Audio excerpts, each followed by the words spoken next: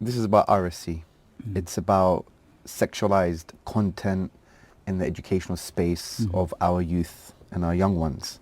So the first question I have is, how can Muslim parents safeguard their children from premature exposure to sexualized content in schools without withdrawing entirely from engagement? And this is a critical question which many parents, especially in the UK space, want to ask. I think firstly, parents need to take steps to find out what's being taught in schools. Because I always get questions from parents who say, look, what's being taught in my child's school? I don't know until you ask. Yeah, I know I've got a general idea what's being taught in different schools, but actually just going to a school and say, look, I want to see what's being taught. You have an absolute right to see the resources. They'll probably invite you in to come into school to look at all the resources. Then you can make an educated judgment about that. There's some aspects you can withdraw from, some aspects you can't, but at least having an overview of what's being taught to your child is a good starting point. And then asking lots of questions. Whenever you ask questions to schools, it forces them to reflect on their practice. And a lot of the time, a lot of schools, sometimes we think lots of schools are thinking very carefully about what they're teaching, and they're planning in very intricate detail, but that's not the case. Most of the time, schools just want to just do the subject, they buy in resources, they follow what other schools are doing, and that doesn't give them time to reflect on the pupils in front of them, yeah, whether they come from a particular background or not. That's not really on their mind. It's just getting it done, ensuring that it's teaching the subject. So asking questions forces them to reflect, sometimes on first principles. Why are we teaching what we're teaching? How are we teaching it? Is there another way of teaching it? Yeah.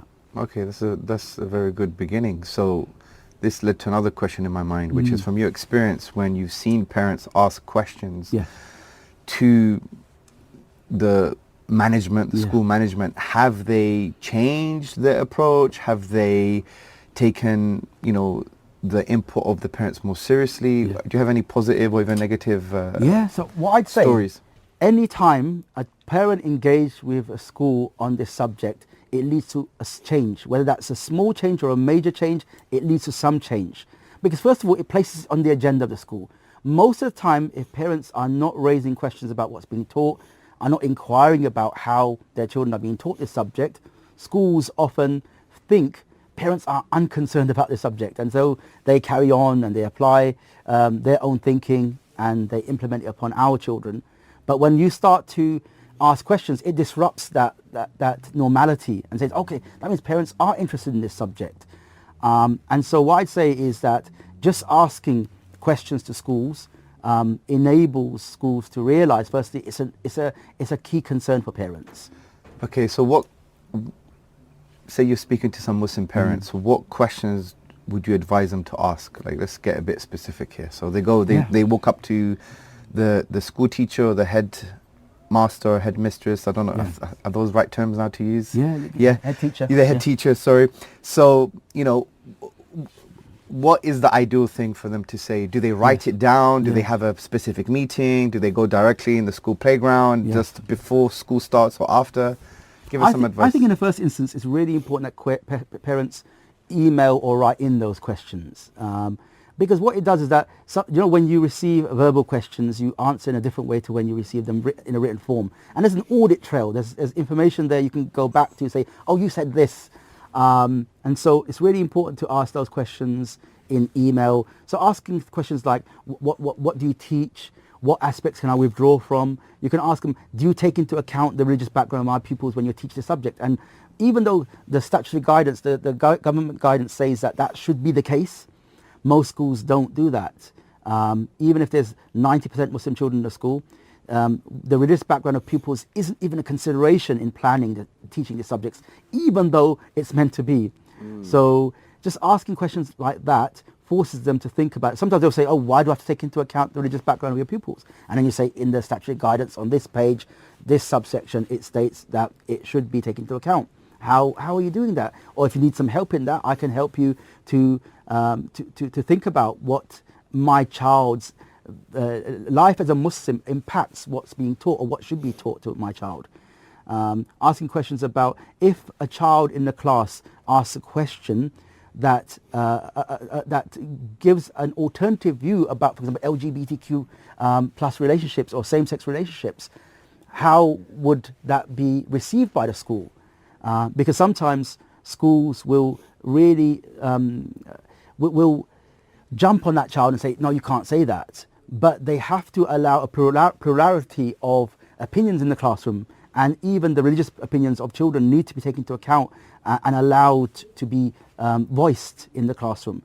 I've actually created a toolkit where I've created like a list of like 30 or so questions that parents can tap into and send to schools, including template letters, including understanding what's being taught in schools, understanding what aspects of the statutory guidance to refer to when approaching schools. Just like a huge toolkit which parents can utilize to make a lasting impact and a comprehensive impact upon schools in an informed way. Where can we find this? So it's in its final stages of being finished. It's like a dissertation length document, it's a reference document. So inshallah, I'm looking to get it designed and printed within the next 2 weeks, and it'll be released on our website, inshallah, and probably even on Islam 21C, inshallah. Brilliant. And what's your website? So muslimfamilyinitiative.org. Okay, mashallah, it's a great service, bro. So this leads to one of the questions I've written down concerning the legal rights of the children and the Muslim parents. So what you're basically saying is that the guidance is that they can go to the school and say, well, part of the guidance for Irish education is that you consider the religious background of the child. Does that mean they have to have resources in place, or does that mean resources in place will only come into place if it's asked for? So what I'm trying to get here is, do Muslim parents have to actively get involved and say, look, this is part of the guidance. You haven't been considering the Muslim, the religious background of the pupils, the students. Can you please do so? So it tends, unless parents raise it, it tends not to be adhered to. So schools don't practice it unless it's brought to the attention of schools. So I was speaking to a school yesterday, and just because of the fact these a few group of parents, actually one father really brought parents together and started to raise questions about some of the things being taught to all the children, and as a result of that, the school made lots of changes and are still making changes to the learning materials that they're using. But also, the school started to say things like, we in the classroom, if a child wants to express their religious views, we allow that, or we encourage that. And so a child will say, oh, that's not what we do. We don't have boyfriends and girlfriends, and we allow that discussion to happen in the classroom. But that's not the school taking the initiative to implement the requirements. It's parents coming together and saying, look, we want things done differently in line with what the government has stated needs to happen in the classroom. And so, absolutely, this doesn't happen unless parents go to schools and raise these with schools. So that could mean they could bring in some resources that reflect different viewpoints in the classroom, or it could be the style of teaching where they say, okay, this is what some people in the society believe, but what do you believe? And open it up to children to express their own values, perspectives on moral issues. Do we have any resources at the moment that parents could access? So say a parent goes into a school and says, I'm not really happy with the way things are going. My children are Muslim, they come from a Muslim background. Part of the guidance is that you have to consider that, but you don't have a framework, you don't have a set of criteria or principles or resources to enable that. And then if they say, well, help us, then what does the parent do? Most of the time, schools won't really just bring in resources from all over the place, because they usually have a particular resource that they use. But included within a discussion, for example, if they're having a discussion around, say, marriage or relationships that go beyond just a friendship relationship, for example, they'll do that in secondary schools. Now, a school just has to include within that some people in the society get married, some people don't get married, some people... there's different types of relationships. What type of relationships happen in your community or in your family? And just open it up for children to be given permission to express their own values, perspectives. I think so. That's the key. Just ensuring that schools have that ethos set into the curriculum where they enable children to express that. Like, for example, a child a parent contacted me that a child in a school which had 95% Muslim children, who's expressed in the classroom to an outside, there was an outside group, external learning provider that came in, delivered some training about same-sex relationships. Now it was told, and all these classmates were told, you can write down any questions you have, there's a safe space, put it in this box and we'll answer it. So he said, look, why am I learning about this when it goes against my religion? Yeah, this was like an 11-year-old child, year 7 in first year in a secondary school. Now, when they came back from half term, the teacher came into the classroom, the head of year came into the classroom and said, who wrote this? Yeah, it's almost like Inquisition. Who wrote this message? This is a homophobic message. I want to know who wrote it. Like, really angry. Now, obviously that child's not going to come forward and say, I did it. And so she said, look, if nobody comes forward, you're all going to get collective detention, like collective punishment. And then she said, and she incentivized other children to write down the name of who they thought it was. Oh dear. Yeah? And so someone said, oh, it's that child. Now that child was taken out of the classroom by another teacher and just told, look, you know what you did was wrong, don't you? And he said, no, I don't. And that response was not responded to by saying, actually, this is what we think you did wrong. And he could then respond. It was like, no, you should know what you did. It was almost a very Kafkaesque type approach. Like he was on trial for a crime he didn't know what it was, a crime that was not named. And then so when he went home, he was in tears. His mother called me, and we wrote a letter to the head teacher. Deputy head wrote back to her, called her back immediately and said, look, I really apologize. This shouldn't have happened. And so basically she had a meeting, and then she set down some clear guidelines as to what she wanted to do to resolve the situation. For example, for her child to be given a public apology in front of her classmates, in front of his classmates, to also ensure that the policy includes a clear statement which says children can express the views that come from their religious perspective, and ensure that those teachers who did this recognize that what they did was wrong. And so she got like policy changes made as a result of this incident. And that's the problem. Sometimes these incidents happen. Sometimes parents don't raise it, or they raise it and they're just happy with an apology, which means that nothing changes in terms of policy-wise at that school, which means it can happen again to another child at that school who can be victimized. So we just say to parents, look, just engage with schools at whatever level you can. And if you do so, you can see changes. And we've got so many success stories of parents who've raised concerns. I remember one group of parents came to me and said, oh, we're really disappointed. We've not achieved much. And I said, what do you mean you've not achieved much? I said, look, all we've achieved in our school, in our primary school, is that Stonewall was going to come in and deliver a presentation to the children. We've stopped that from happening. I said, that's a huge achievement. Yeah, that is massive. Don't think of it as a small thing. That is massive. Yeah, you've protected lots of children from this organization that will just really give their propaganda to your children. And so sometimes parents think, okay, we're going to achieve huge changes, but those small changes are incremental changes that make an impact at the end of the day on the lives of children at that school. So I say whatever engagement parents have with schools, it leads to a positive difference. Wow, that was a success story. Well done. Yeah. Allah bless you, bro. It wasn't me, it was those parents. Oh, you helped them. You helped them. So that's excellent work. And this is exactly what we need to be seeing. And this brings to my mind that our parents cannot outsource the kind of parenting to the schools now. Yes. We don't live in that world anymore. Yeah. And they have to be more assertive, if you like, by speaking to the school and saying that, you have to consider the faith background, and hopefully the school would adjust its policies. So in saying that, say you have a kid who's 11 years old or 10 years old, and there's an RSC class and it's talking about same-sex marriage or same-sex relationships or any type of relationship outside of the Islamic framework, and then they say, put their hand up, right, and they say, this is totally immoral in our tradition, and the reason is it's immoral because we take our morality from God and you don't, right? So if they were to say such a thing, is that okay? Is that part of the guidance? How does the teacher navigate that? Would that child get into trouble? No, I think what we should do is, so I remember some parents saying to me, look, what we should do is teach our children to use acceptable language to express their views. Yes. And I would say to them, no, don't do that. No other child in the classroom, from whatever background, is asked to do that. If it's a child who believes in animal rights, the parents will say, don't use these words, use these words. So sometimes, that will create a sense of second-class citizen status amongst our children and create a real thing that I can only say things that are palatable to the listener. Yeah, but actually, what we should do is encourage our children to express their views.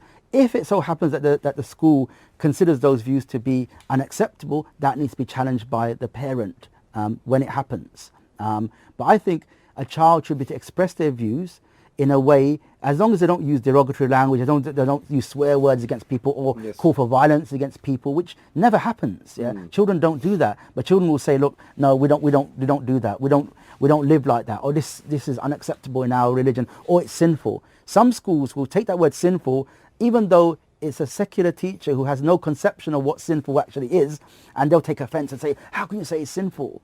Now, it's sinful in the Islamic tradition, like it is in the Christian tradition, like it is in Judaism, like it is in a lot of other traditions. But so I think we should allow our children to express their views. I remember I was speaking to, I was looking at this research project that this teacher was talking about Prevent actually, and say Prevent has had an impact on Muslim children in the classroom to such an extent where they have to censor their views in case they get into trouble. And parents sometimes actively coach their children to say, don't say this, don't say that. Imagine the type of children we're creating or we're raising who end up thinking, I can't speak out, I can't say anything. Yeah. So I think instead of accepting those standards which other children are not subject to, we need to challenge those and say to our children, absolutely. Now I remember sometimes children will express views in the classroom and really stand up for Islamic values in a way which I think I would be proud of if that was my child in the classroom. And I think as parents we need to see that as a positive sign. There was an incident in that secondary school up north near to Birmingham, Wednesbury, where a speaker who claimed to be Muslim stood up and said, "Look, I've looked in the Quran and in the Bible. There's nothing that says that same-sex relationships are forbidden, are sinful." And all these Muslim children stood up and said, "No, this is unacceptable. It is clearly forbidden in Islam." And they spoke out, and a lot of them were disciplined. And then the community came together to challenge that, and the school then had to apologize for the heavy-handedness of the response. But when I saw that, I thought, excellent. It's really good that Muslim children are speaking up in these situations. It shows real signs of courage, which we need to develop in our children. And it's legal and it's allowed. Absolutely, yeah. And it's part of the existing guidance. That's right. So in a way, the onus is on us to be a bit more assertive and get involved. Yes. Okay, excellent. So moving to my next question, and this is about gender ideology in primary education. So what are the kind of dangers, do you think, of normalizing gender ideology in primary education, and how should Muslims strategically respond? I think one thing is that there's a judgment happened just a couple of weeks ago, Supreme Court judgment around gender ideology, which has a huge impact because it looked at the Equality Act and say, what did Parliament understand by sex and gender? Actually, gender is not actually even in the Equality Act, but sex. What did it understand by sex? What does that mean? And they said sex means biological sex, the sex you're born with. And so this allows parents now to view things in a way which in the past the law was clear, but it wasn't. It was being muddied by lots of different lobby groups. So now in schools, we have the right to say to schools, you're not allowed, for example, one thing that was happening in schools where children were being socially transitioned. What that meant was that a child, maybe a girl or a boy, usually a girl, more girls want to be boys than the other way around. A girl would say to the teacher, "Look, I feel like I'm a boy." So that girl would go to the teacher, and then the school would then unilaterally make changes in the school to adapt that to embrace that feeling. That the child had. So they'd maybe use a different name on the register. So, okay, what name do you want to be called? But I want to be called John. I want to wear the boys' uniform. I want to go into the boys' toilets. And if it's a boy who wants to be a girl, similar things were being done. Now, there was even though the law was clear that there's such a thing as biological sex, it was being muddied. But the Supreme Court judgment means now that a school can say that girls who are biological girls can't go into the boys' toilets, boys who are biological boys can't go into the girls' toilets, even if they identify as being from a different gender. This whole idea, and the thing is, the previous government wrote a document that said gender ideology is a contested idea, it's not settled science. And I think that was really important, because what it said was that it's a sociological concept. it's not really, it's not like it's not a fixed thing that somebody is born a boy and wants to be a girl, and then when they want to be a girl or or vice versa, that's something which has evidence behind it that that's a real thing. Even the NHS guidance now is saying that if somebody expresses that view, then there should be like you should just be like a wait for watching approach, that where you give that child time to understand what they're asking, because most of these children who want to be who are born a girl want to be a boy or vice versa, they're going through some trauma, they're going through some underlying issues. Rather than this idea of changing their sex or gender is seen as a panacea for all their problems, and it never doesn't change their problems, even when they go down the path of gender reassignment. So I think what we're going to do is we've got to go to schools and say things like unisex toilets shouldn't be happening, because boys and girls who are biological boys and girls shouldn't be in the same space. There should be boys' toilets, there should be girls' toilets. Things like using different names or using different pronouns. I remember I got a call from someone who said, look, I know of a girl in this class, Muslim girl, yeah. She is being almost groomed by her teacher, yeah, to become a boy. She cut her hair short, and the parents just thought she was going through some sort of state, some phase. Maybe it's just how she is. She's a bit different. But actually, this teacher was using a different name on the register for her, was using different pronouns for her, was actually encouraging her to embrace her new self. And they didn't inform the parents. When the parents came in for parents' evening, they would use her real name and her actual pronouns, but they were hiding it from parents. Now, this sort of thing, first of all, it shouldn't have happened then. It definitely can't happen now. So these sort of instances need to be challenged as soon as possible by schools. I think asking questions to schools around how they have responded to this Supreme Court judgment is really an important starting step. Okay. around getting schools to rethink these practices around a contested ideology. You're listening to or watching On Guard, where we don't just talk, we stand. This is the media of resistance, of truth, of the Ummah rising. But we can't do it alone. If you believe in the impact that echoes beyond the screen, become a guardian. Empower the mission. Click the link below to act with purpose. And wherever you get your podcasts, look for On Guard and subscribe. And now, back to the episode. Okay, excellent. So, obviously something happens before kids go to school, yes, right? And that's parenting. Yes. So what would you advise parents to do with regards to the tarbiyah of the children? Yes. Not only before the RAC stage, yes, but during and after. And absolutely, what does it look like? Yeah, absolutely. I think I'm a big advocate of this idea that, I think parents need to, a lot of parents need to rethink our own attitudes to our own children. The number of Islamic institutions, imams, makatib, madaris, who say, look, parents almost hand over their children and expect us to raise them. It's unacceptable. The original responsibility rests with us as parents. We are tasked with this hugely important step of raising our children, inculcating within them values. And I think we've got to rethink our priorities. Sometimes, as Muslim parents, our priority can tend to be academic achievement, academic attainment over character development. And character development precedes everything. Absolutely. It's so important. And I think what we need to do is just realign our priorities to say we need to be proactive. One of the things that we need to do is ensure that our children develop a clear understanding of why they're Muslim. And also, we need to inculcate within our children a real personal relationship with Allah subhanahu wa ta'ala that is not dependent upon the parent as intermediary or as I was born into a Muslim family.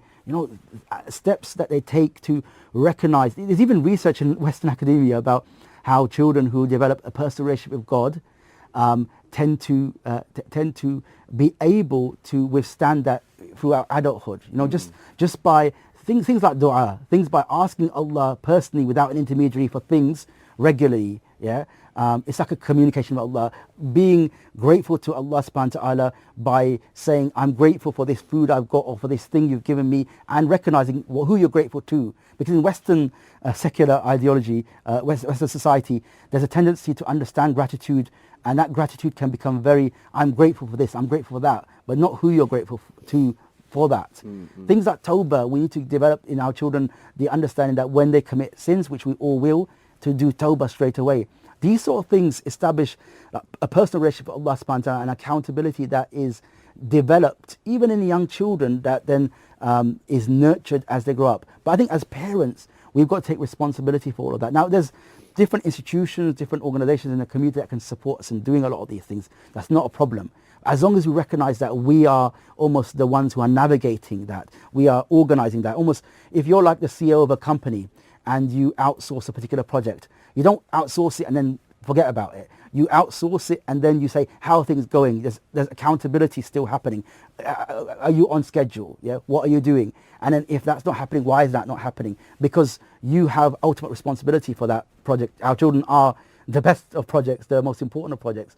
So I think one of the, and going on to what that looks like, sometimes it tends to be that Muslim parents, and it's a human trait sometimes, that we respond at point of crisis.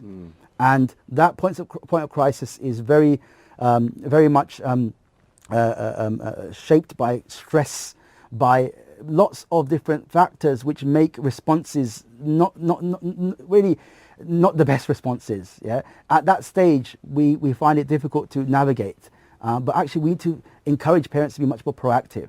One of the things we say to Muslim fathers is that a lot of the problems in young children is as a result of fathers not being there for their children emotionally, emotional availability. They can be there physically but not emotionally available.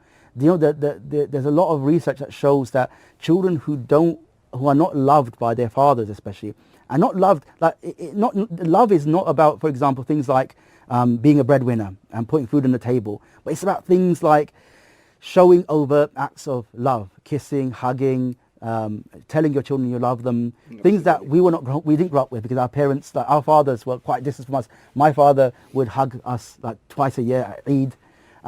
We need to change that because there's a vulnerability that's being created in children as a result of that lack of emotional availability from fathers to their children. And I remember there was a psychologist in America called Joseph Nicolosi, and he did an interesting study into hundreds of men who had same-sex attraction. A lot of these men, most of them were Christian, and they saw a lack of alignment between the feelings they had, the same-sex attraction feelings they had, and their religion, which said this is wrong, this is sinful.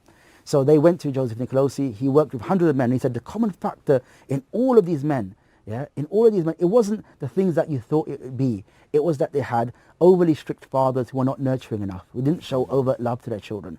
And so these two ingredients came together and created that vulnerability, so that when those men grew up, they sought love that was lacking in their childhood, in the only relationship that resembled that, which is same-sex relationships. But also girls also can become very vulnerable from the lack of love of the father. So I think we say the simple thing that fathers can do is show love to your child. And I was speaking to a father yesterday, and he was saying, look, I didn't grow up like this. I feel uncomfortable. When my girls come to me and they hug me, I feel okay. When my boy comes to me, I push him away. I said, that's very dangerous. I said, when you become a father or a mother, sometimes you've got to relegate your own personal feelings for the good of your children, and you've got to adopt new policies and new approaches because it's that's best for your children. We have to break that. I don't like using this term, but the generational trauma, frankly. And unfortunately, we see this in the Asian subcontinent community. I've asked this question when I give lectures. When was the last time your dad hugged you or said, I love you? I don't think anyone answered the question. No. It's horrific. And the thing is, it's not the sunnah of the Prophet sallallahu alaihi wasallam. If you love someone, you should tell them. He was affectionate. In actual fact, there's a popular book called The 5 Love Languages, right? Yes, right. Acts of service, gifts, words of affirmation, touch, and words of affection. Words of affection, words of affirmation. I forgot the other one now. Gifts. I said gifts. But anyway, there's 5. Okay, right. And time, quality time. Yeah. And you could see all of them in the Sunnah. Yeah, absolutely. It's absolutely amazing. And we have a very love-centric tradition from that perspective. And it's kind of missing. Yeah. And you see that in the personalities of you know, the people who are brought up from, unless they've dealt with it, they've done the internal tarbiyah and they've dealt with it themselves. Yeah. So that's a really important point. The other thing I wanted to bring out, which I thought was very powerful, was not necessarily the values. It's kind of easy to teach values, but you mentioned a very important word, which was prioritization.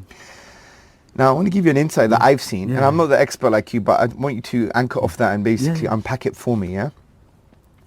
So what I've seen with practicing, you know, Allah-centric families, faith-centric families, is that they would teach their children, pray 5 times a day, worship Allah, obey Allah, love the Prophet sallallahu alaihi wasallam, all of those things. You know, do dhikr, make dua, supplicate to Allah, and so on and so forth. But what they do is when the dunya comes in, they would prioritize, and there's a clash between an Islamic ethic or principle and maybe a dunya-centric or academic ethic or principle. If there is a clash, they'll prioritize the worldly one over the Islamic one. For example, you have to get an A in math, right? The guy misses Fajr, right? On purpose, say, because he's overworked because he's revising for his exam.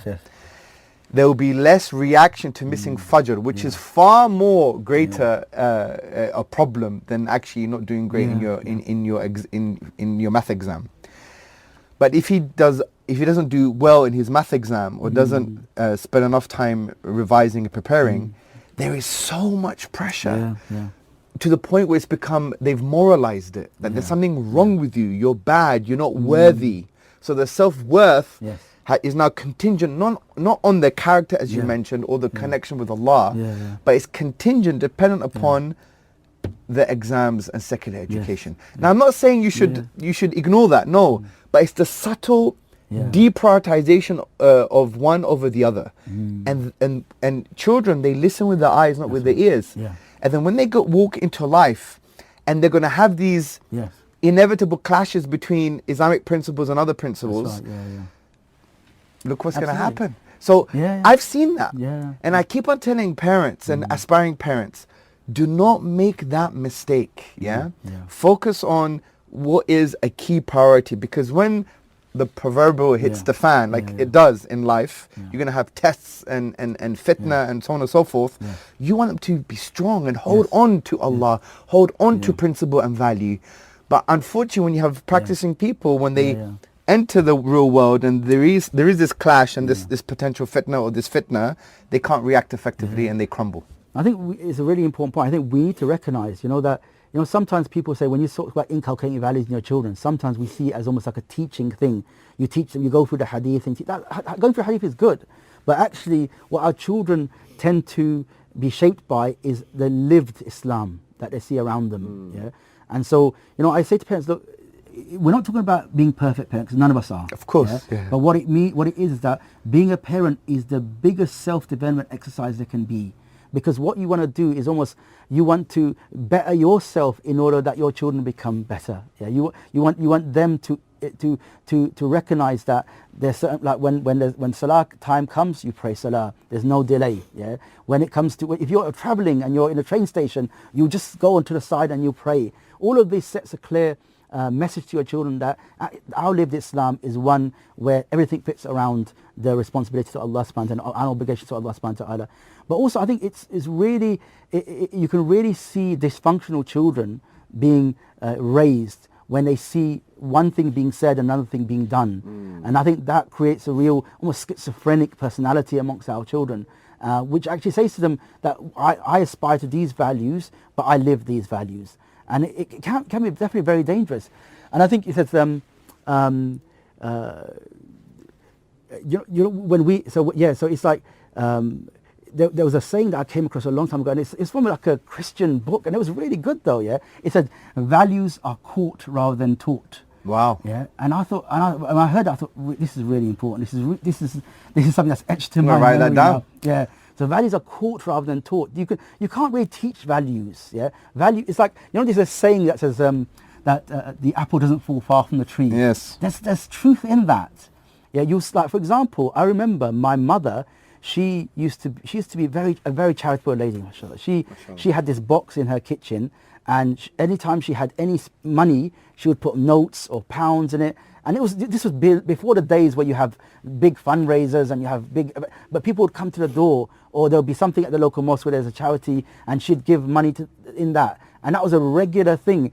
And when you see that growing up, you think, wow, this is really important, and it sets your priorities. And I credit that charitable giving, that mentality that I have, to the actions of my mother.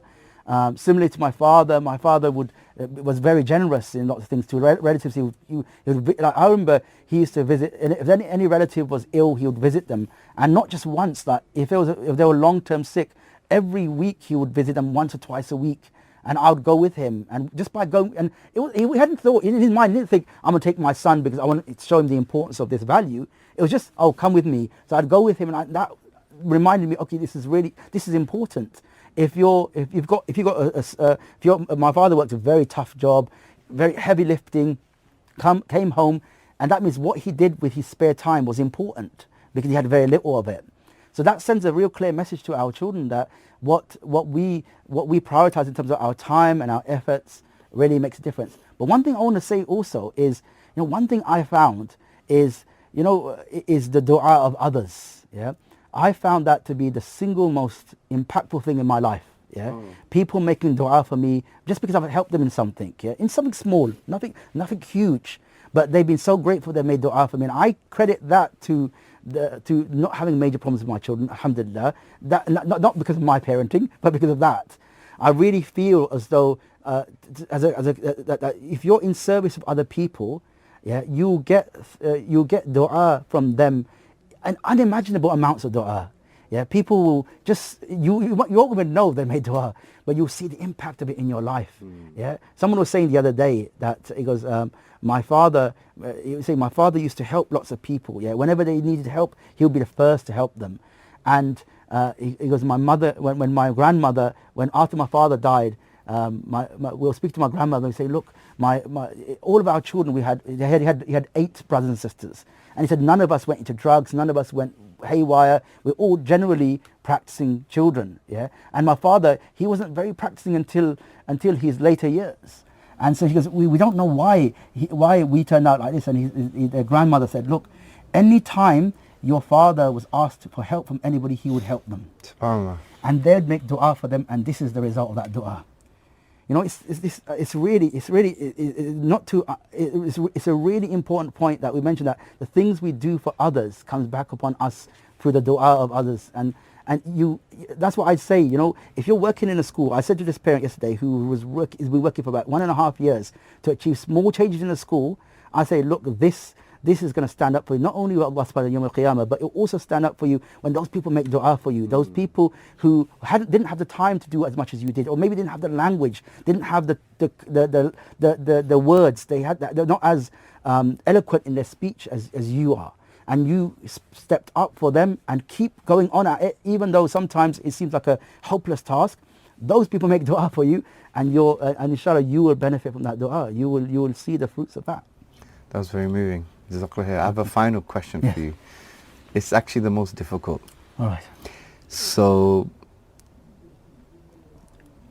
say a Muslim child comes back home, yes, boy or girl, sits down with the parents and says, I don't think I'm a boy. Say it's a boy, right? Yes. Say it's a girl. Sorry, say it's a boy, and they say, I don't think I'm a boy, I want to Yes. become a girl.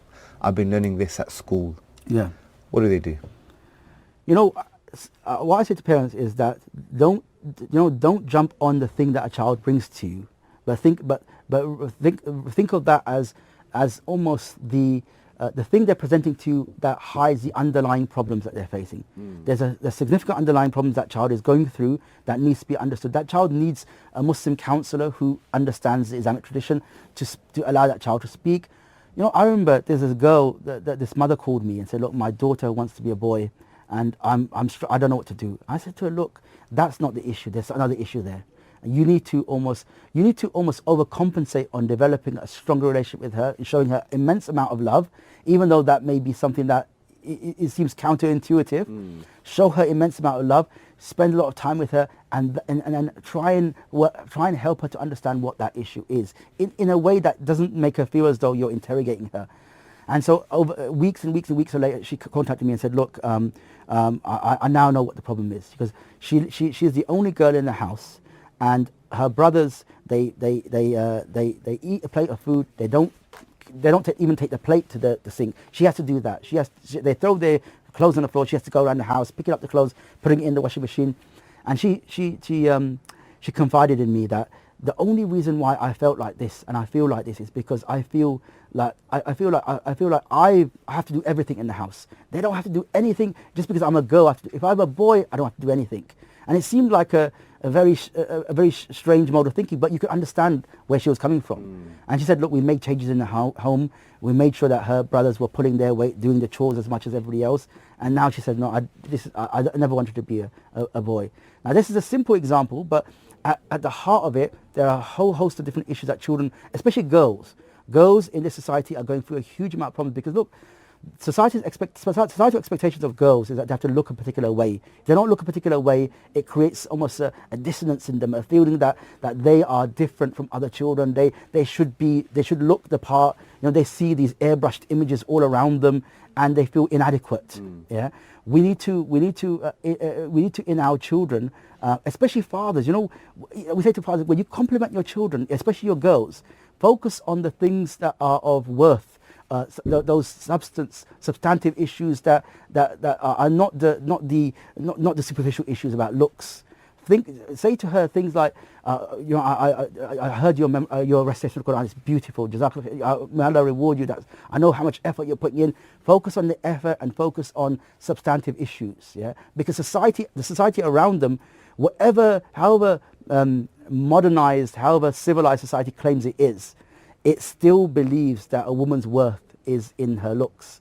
Women who look a particular way end up in getting higher promotions than those who don't. Yeah, this is the reality of the society.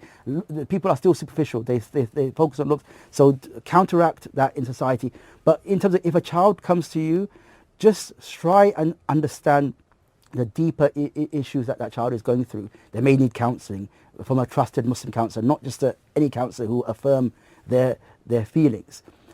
Just give it time. If you make something a big issue and you place so much emphasis upon that may act as that may make it a bigger issue than it actually is. Yeah. When you focus, like for example, if you're saying to somebody, look at all the things in this room that are red. When you focus on things which are red, you can only see the red. Yeah. If you focus on the underlying issues and seeks to create changes in the home where a child feels immense love, yeah, then you can work your way around that. If there are things that are leading to her, that are affirming that position in her mind, you need to remove herself from those physical situations. If it's school, you have to consider removing her from that school. I remember a situation in America where a father had this situation, and this is a Christian family. A girl came home and said, I want to be a boy. What he did was he sold his house, uprooted himself, and went to the ends of nowhere in America, yeah, in a place where there was no internet, no nothing, and they spent the year there, yeah, just living life in nature. And by the end of that year, that girl no longer felt that way, because not only did she feel loved, and there were changes in the family dynamic that were compensating for that feeling that I don't feel loved, but also those triggers around her that were leading to her thinking that she's a boy, they were no longer there. Yeah, like I remember I spoke to a father, and sometimes on the internet there are these groups of people, sometimes young people, who are trans-identifying, and it's almost like a cult. They bring you in and they will tell you, don't listen to anybody else. Yeah, only listen to us. That person is a transphobe, and they will create an environment where you feel that this is who you are. Yeah, they'll affirm you. They'll bring you into their alternative family. And so I think we've got to think about social media. We've got to think about how our children access and consume the internet. We've got to think about what we can do to ensure our children do feel loved in the home, and they have a sense of purpose that goes beyond the materialism that's around them. This is very powerful, bro. Sure. Honestly. So what I'm getting from this is love is extremely central. Absolutely, yes. Creating a connection with, even in our context, a non-judgmental Yes. conversation and connection Yeah. with our children. Having lots of sabr Yes, and sacrifice if needed. absolutely. But you have to get involved and maybe pull them out of the school or Yes. move house or whatever the Yes. case may be. Yeah. So love, connection, patience, sacrifice. Yeah. If we put these things together, then Yes. maybe we can combat what's happening in terms of these crazy ideologies. But try and preempt these before they happen. Absolutely. Yeah. So I think for most families, don't. And if you speak to a family that's going through this, and you say to them, "Did you ever think you'd be in this situation?" They say no, because nobody expects to be in that situation. Yeah. So don't think that just because you're a Muslim family that's practicing, that's been on Hajj, that goes Umrah every other year, that has Islamic nasheeds in the background, don't think that that makes us immune from this fitna. Yeah? None of us are. And so if we have this mindset that it could potentially happen in our home, that's a healthy mindset to have, because that makes sure that we take those corrective or preemptive steps to prevent them from happening in the first place, inshallah. Of And then course. have full reliance upon Allah and make immense dua to Allah subhanahu wa ta'ala. That's one thing that sometimes as parents we don't do enough of. Yeah, make immense dua for our children every opportunity you get. Yeah, and leave their guidance up to Allah subhanahu wa ta'ala, and then do what we can within the small aspect of our life that we can control, and leave everything else to Allah subhanahu wa ta'ala. If you're enjoying our content and want to see more, don't forget to hit that subscribe button and like this video. Your support helps us grow and reach more people. Also, if you'd like to help us produce even more frequent and high-quality content, consider contributing to us on Patreon. Every little bit helps, and it means the world to us. So, share with your friends, and let's keep this journey going together. Thanks for all your support.